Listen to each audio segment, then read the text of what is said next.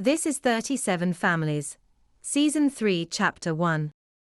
In this episode, we will be talking about momentum transfers through intersections in the context of emission of affirmation or negation. To start out, we talked in previous podcasts how the projected intention displaced by an intersection manifests as the affirmational content associated with the 9 dialogues or narratives expressed by consequence of that intersection. In this episode, I would like to reconceptualize that transfer and the corresponding dialogues as a form of emission.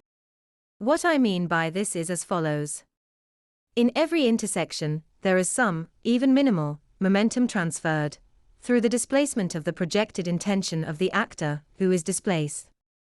This momentum transfer provides the energy, which is emitted as the 9 dialogues corresponding to 9 affirmational narratives, relative to 9 impulses of the object who is displaced. This is interesting because it tells us a few things. 1. Interactions either accrue negative momentum to the object or positive momentum to the object relative to some impulse. 2. There are 9 said transactions relative to 9 impulses. 3. Relationships can be of 2 orientations. Either they decrease energy with positive interactions, that is, go to a lower energy state, and vice versa. Or they increase energy with positive interactions, that is, go to a higher energy state, and vice versa. 3. These orientations are relative, or relational, because they depend upon momentum and projected intention. 4. The net change in the transactions determines the overall energy transfer of the relationship. For example, let's say that you meet a person on the street. Let's say that interactions with this person result in a negative balance to the momentum transfers for you. In this case, your interaction being of the first orientation, you decrease energy as a result of contact with this person. In other words, the interactions conceal your true impulses, generating emission of negation. The key point here is that concealed impulses generate asynchronization and avoidance. Thus, in this case, you and that person will not form a connection. In the second case, you, being of the second orientation, increase energy through interactions, which means your impulses are self-conscious, which means that you have inward-facing thoughts reactive to them, which are self-conscious.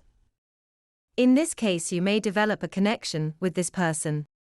Now, higher energy states are associated with higher baseline social tension, whereas lower energy states are associated with lower baseline social tension.